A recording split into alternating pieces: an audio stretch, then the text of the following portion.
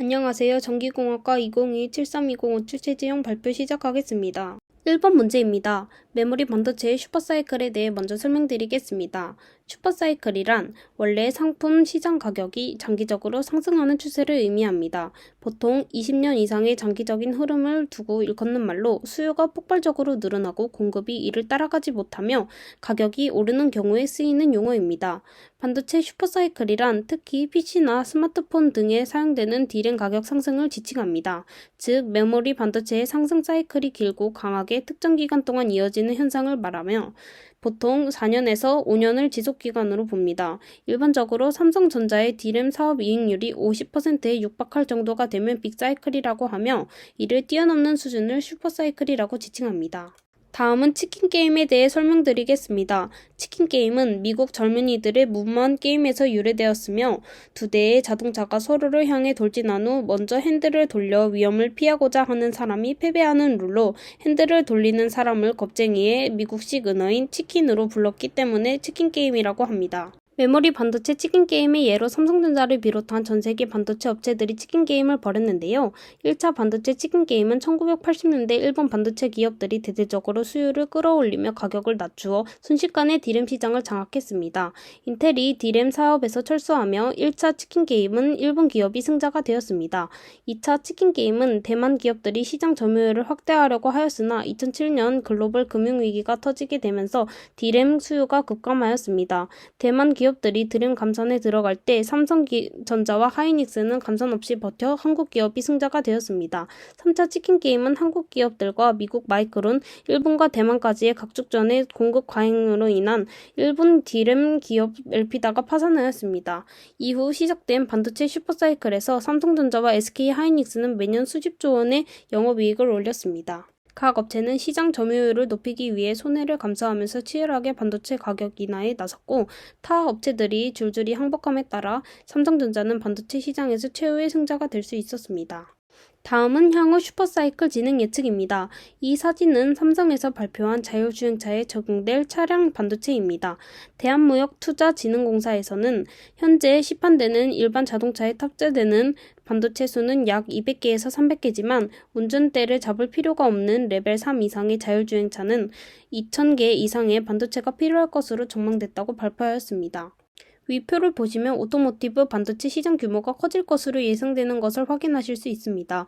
글로벌 컨설팅 업체 맥켄지는 2030년 자율주행 반도체 매출 규모는 2019년에 비해 3배가량 늘어난 290억 달러를 기록할 것이라고 예상했습니다. 따라서 향후 슈퍼사이클은 자율주행차용 반도체 수요 본격화로 인해 발생할 것으로 예상됩니다. 2번 문제입니다. 플래너팻, 핀팻, GAA에 대해 설명하기 위해 읽은 논문입니다. 모스펫이 평면에서 게이트로 가는 과정에 대한 논문으로 나노기술 특허 리뷰 논문입니다. 디바이스 크기가 지속적으로 소형화되면서 기대치를 달성하기 위해 반도체 사용자의 요구에 따라 모스펫의 모양과 크기가 주기적으로 변하고 있습니다. 모스펫 구조인 플래너팻, 핀팻, GAA에 대한 설명이 자세히 나와 있어 이 논문을 선택하게 되었습니다. 먼저 기존 모스펫에서 GAA 모스펫으로 진화하는 과정을 담은 그림입니다.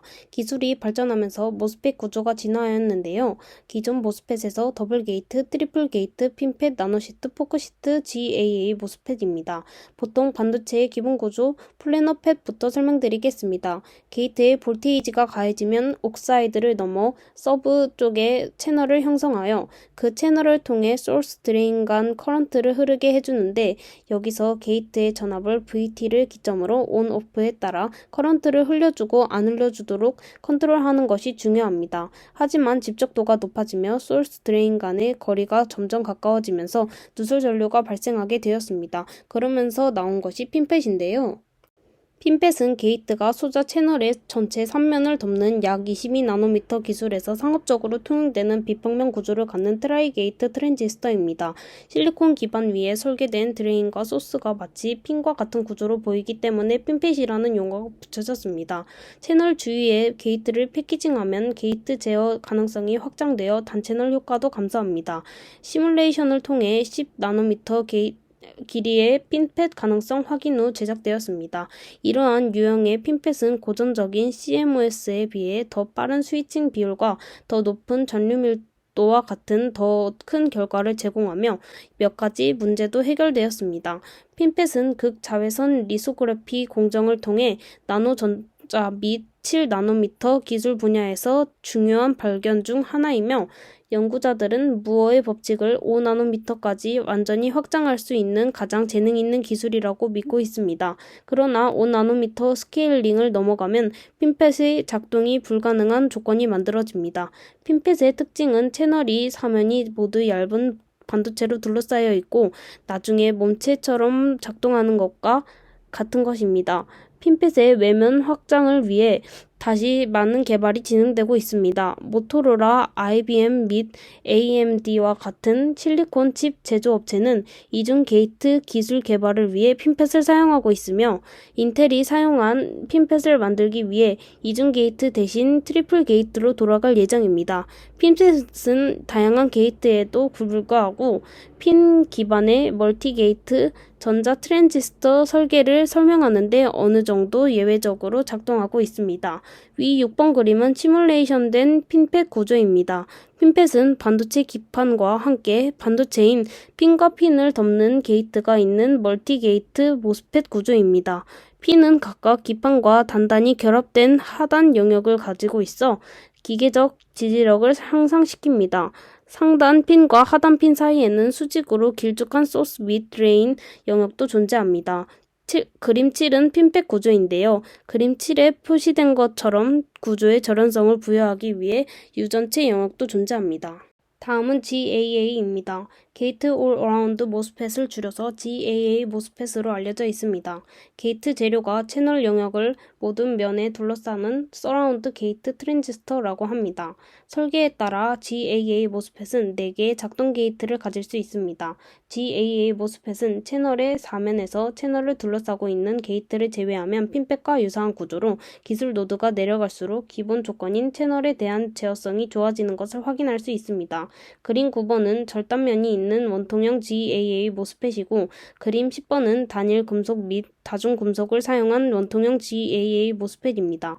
그동안 더블 게이트, 트라이 게이트, GAA 게이트 등 다양한 설계 구조가 개발되었지만 그 중에서도 GAA 모스펫은 소자 채널을 둘러싼 다수의 게이트가 존재하기 때문에 높은 전자 제어 능력을 가지고 있습니다. 현재 나노 와이어 GAA 모스펫은 벌크뿐만 아니라 디바이스를 대체할 수 있는 유망한 솔루션으로 나노미터 단위로 디바이스 스케일링이 계속되고 있습니다.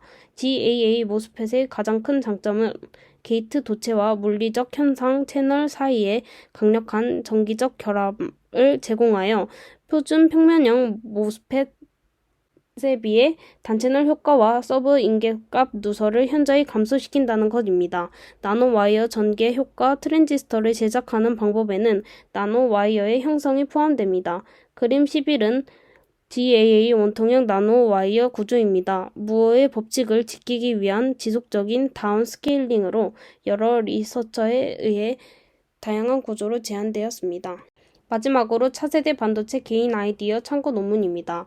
차세대 반도체 기술에서 매우 유망한 기술 중 하나로 생각되는 터널링 필드 효과 트랜지스터 티펫에 관한 논문으로 이 논문에서 제안하는 티펫은 이전에 제안된 티펫보다 성능, 제작 편의성 그리고 비이상성에 대한 강인성 등에서 여러 가지 장점을 가졌습니다.